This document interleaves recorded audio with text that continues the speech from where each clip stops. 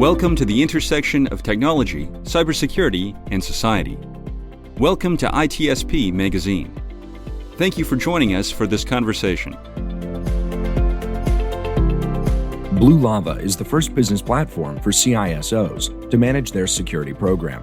Blue Lava guides security leaders to effectively measure, optimize, and communicate their security program with confidence and ease in one platform. Learn more at bluelava.net. HITRUST is a leading data protection standards development and certification organization that strives to safeguard sensitive information and manage information risk for global organizations across all industries and throughout the third-party supply chain. Learn more at hitrustalliance.net. CrowdSec, the collaborative and open source cybersecurity solution. Analyze behaviors, respond to attacks, and share signals across the community for free. Let's make the internet safer together. Learn more at crowdsec.net. Black Cloak provides concierge cybersecurity protection to corporate executives and high net worth individuals to protect against hacking, reputational loss, financial loss, and the impact of a corporate data breach. Learn more at blackcloak.io. Modern application development needs modern application security. With our award-winning application security testing solutions, Checkmarx enables developers to securely accelerate their work. Learn more at checkmarx.com. AppViewX is trusted by the world's leading global organizations to reduce risk, ensure compliance, and increase visibility through machine identity management and application infrastructure security and orchestration. Learn more at appviewx.com.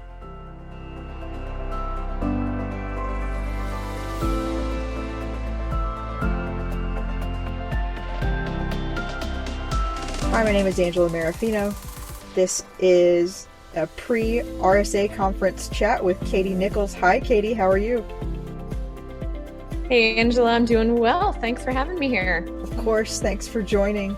And can you just give our listeners a brief idea of who you are in case they don't already know? Yeah, absolutely. I am the Director of Intelligence at Red Canary, which we do managed detection and response. So helping customers of all different sizes figure out how do you detect and respond to all of the threats we're facing. So I have the honor of running the Intel team here, quickly growing intelligence team, tracking all the different threats, which is a lot of fun. And when I'm not doing Red Canary things, I'm also an instructor for the SANS Institute, teaching their Cyber Threat Intelligence Forensics 578 course. When I'm not doing that, I'm a senior non-resident fellow for the Atlantic Council, kind of giving a practitioner perspective to cyber policy issues. So it's a little bit about who I am and my background. Thank you. So you have a panel on Wednesday, June 8th, and that'll be at 11:30 Pacific time. I know there's quite a few other people on the panel, but since I have you here, I'll ask you a little bit about it. So that is the 5 most dangerous new attack techniques. Now, I'm going to assume there are more than 5 every year. Yes. How many more are there, if you can share? Approximately 11 billion. I don't know. It's a lot. Yeah, a little bit of background. Go ahead. Yeah. Yeah, I was just going to say, how does it get narrowed down to 5? That's a fun part of the process. So a little bit of background on this panel. This is a panel that's been going on at RSA for many, many years. The late Alan Powler moderated it for a while, and it's sort of a chance every year for SANS Institute instructors, practitioners in the field to bring, the 5 most dangerous, in quotation mark, techniques. And as you say, right, there are a lot more than 5 out there. So right. Trying to figure out which 5 do we choose is a process in and of itself. I think about it for months and months and try to think about, when you have a keynote at RSA, right? That's, with great power comes great responsibility. Right. And so the way I approach it is I always try to think of dangerous and new as maybe something that hasn't newly happened for the first time in the last year, but the newness is in how prevalent it is. Okay. And so that's, my take this year. We always try to have a mix of different types of techniques. So my colleague James Line from across the pond is going to be on the panel as well. And, he and Johannes Ulrich, another colleague of mine on the panel, they often go for like the newer, shinier techniques. Whereas as a threat intel practitioner, I care about the things that are affecting a lot of organizations. Mm-hmm. And so that's kind of the slant that I take. But it's really not easy to narrow these things down. Sure. And, one of the things that we always hear about are the same techniques being used as 10 years ago.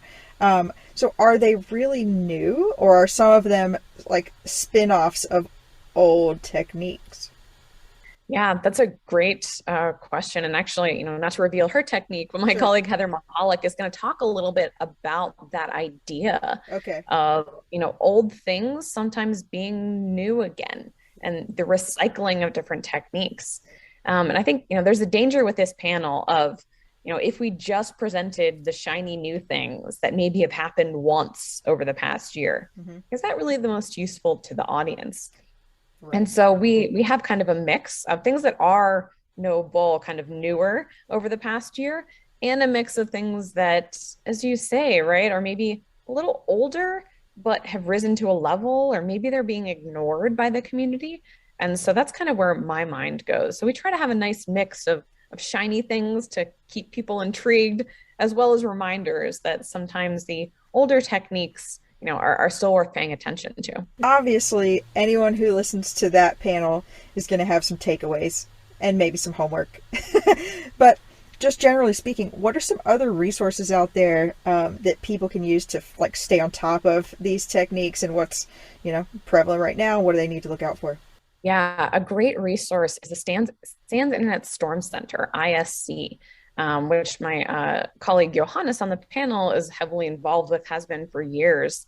And they actually have, incident trackers every day of the week who are watching new patterns, new techniques, new trends that are happening across the world, which is a pretty cool resource. So Internet Storm Center from SANS is always a great resource for keeping up with that. I always recommend Twitter as much as it can be, a dumpster fire at times. Yeah. Following people like Malware Traffic, Brad Duncan from Unit 42, or different companies who put out security reporting, Microsoft, Red Canary, others, I think are great ways you can keep up to date, because it can be really overwhelming. I hear this from cybersecurity professionals all the time, right? How do I keep up with all of the threats that are out there? And the reality is you can't track all of them. So really have to prioritize and think about the ones that are most applicable to you.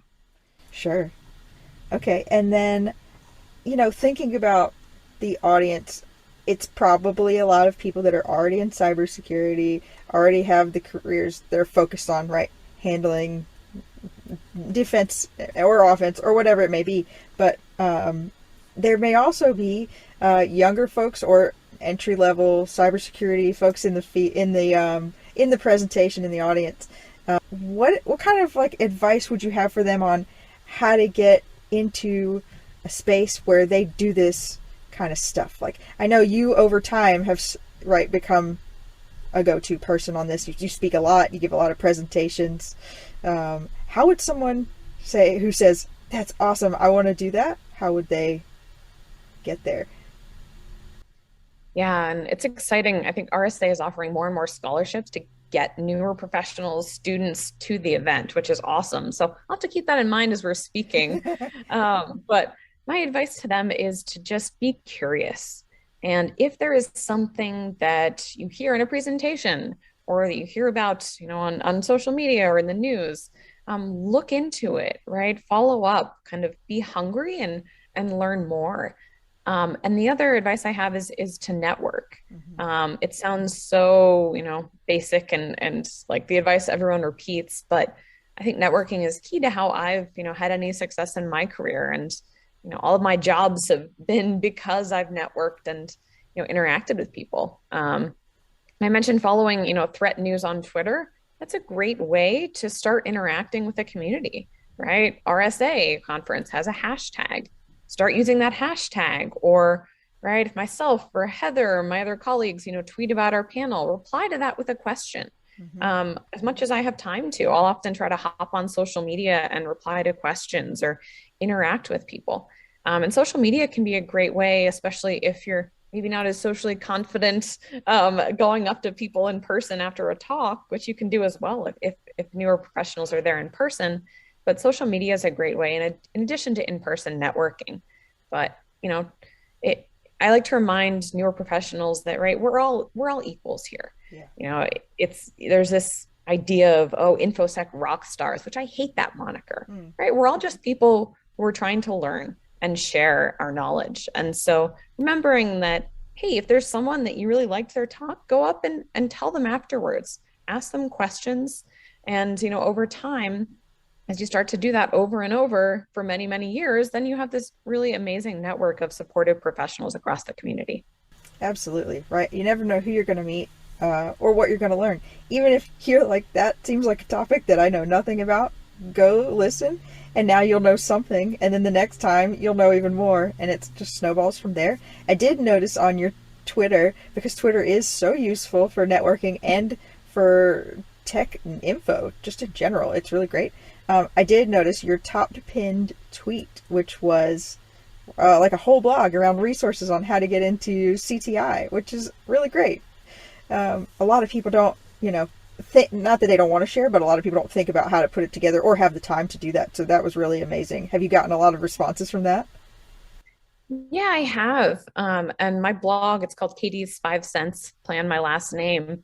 My blog has really been a response to all the people who have reached out asking questions. That's another great reason to reach out and ask questions of people, because then I realize, okay, a lot of people want to know how to get into cyber threat intel. Right. Or a lot of people who don't have time or money for training want to know, what are the key things I should be reading or listening to if I want to learn more in this field. And so I also have, a self-study plan, start of a self-study plan if you want to teach yourself cyber threat intel on my blog.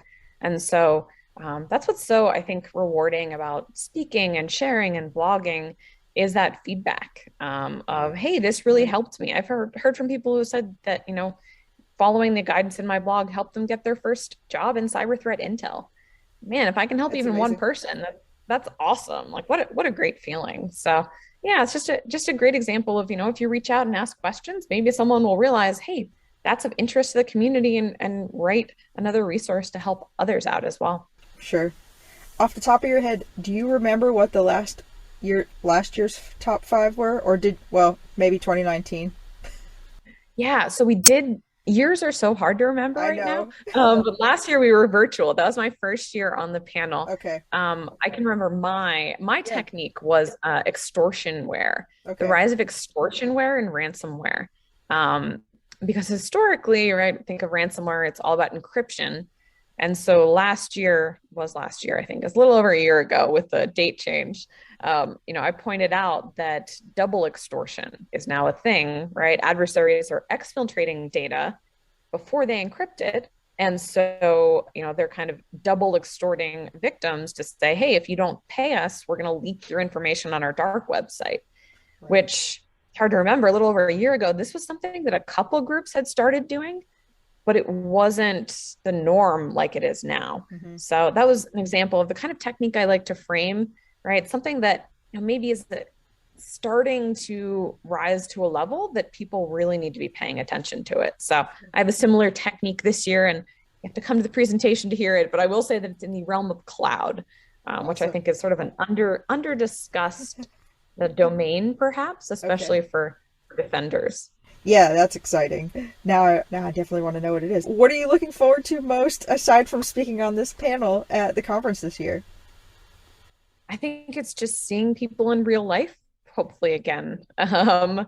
Yeah, it's so tough. We do the best we can with virtual events, but there's really no substitute for seeing another human and having a meaningful face-to-face conversation. So I think that's what I'm most excited about, is just reconnecting with people in person after, 2+ years sometimes of not seeing colleagues around the community that I really enjoy catching up with and sharing what we're up to. So I think that in-person aspect, I think it's going to be most meaningful this year to me. And I imagine a lot of others as well. Absolutely. Is there someone or a topic of talks that you look forward to listening to every year, aside from the past 2 years? Is there something that you're like, oh, wow, I really want to hear about this? Yeah, one talk in particular I always enjoy catching is Dmitry Perovich usually talks about, upcoming threats. And I think others like Sandra Joyce from Mandiant might be giving talks. I always look for the deep case studies on what adversaries are doing in intrusions, because as much as, me and my team try to keep up on that, no one has perfect visibility. And so I always look for the talks about what adversaries are doing in intrusions to make sure we're doing everything we can to track them and counter them at every stage. Absolutely. That's wonderful. Eat, breathe, and sleep threat intelligence. Yes. Survive. 24/7 job, but it's good to take breaks too. I do take breaks, but yeah, it's the adversaries don't quit. And so we have to be relentless too. Well, something interesting I also heard. So I heard on one of your recent live streams with Sans live streams that one of the most interesting parts was the happiness of those who work in threat intel. You talked about it was really high, and then there's different metrics above like companies of a certain size, but that's probably internal politics. But it's really awesome. I mean, I can tell that you're passionate about this, and it really seems like, right, it's something that always gets you thinking, always something new, never bored. Is that pretty accurate? Yeah, I think so. That's one of the fun things about, tracking adversaries and threats is that often, me or my team will have a plan for the week. We're like, we're going to look into these 3 threats we're already tracking. And then something completely new drops on your lap, which context switching is a little bit tough sometimes. But I think it's exciting. You never know what you're going to get. You never know what new worldwide incident is going to happen or what an adversary is doing. So yeah, that was recent. I do a monthly live stream called the SANS Threat Analysis Rundown. So I had Grace Chi on a few weeks ago talking about some findings from a study she did on cyber threat intel sharing and networking. And yeah, I think one of the findings was that overall, a lot of cyber threat intel professionals are very happy. So I think that's a great advertisement for, coming into this field. It's a lot of fun tracking these adversaries and using our own human creativity and ingenuity to try to counter the adversaries being so creative. Absolutely. Yeah. All right. Well, thank you so much, Katie. This was enlightening. Yeah, I'm looking so forward to hearing your talk at RSA conference, and I'm sure many others as well. So thanks again. Thanks, Angela. AppViewX is trusted by the world's leading global organizations to reduce risk, ensure compliance, and increase visibility through machine identity management and application infrastructure security and orchestration. Learn more at appviewx.com. Modern application development needs modern application security. With our award-winning application security testing solutions, Checkmarx enables developers to securely accelerate their work. Learn more at checkmarx.com. Black Cloak provides concierge cybersecurity protection to corporate executives and high net worth individuals to protect against hacking, reputational loss, financial loss, and the impact of a corporate data breach. Learn more at blackcloak.io. CrowdSec, the collaborative and open source cybersecurity solution. Analyze behaviors, respond to attacks, and share signals across the community for free. Let's make the internet safer together. Learn more at crowdsec.net. HITRUST is a leading data protection standards development and certification organization that strives to safeguard sensitive information and manage information risk for global organizations across all industries and throughout the third-party supply chain. Learn more at hightrustalliance.net. Blue Lava is the first business platform for CISOs to manage their security program. Blue Lava guides security leaders to effectively measure, optimize, and communicate their security program with confidence and ease in one platform. Learn more at bluelava.net.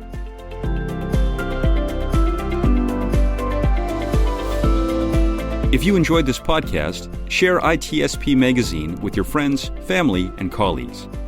If you represent a company and wish to associate your brand with our conversations, sponsor one or more of our columns. Thank you for listening.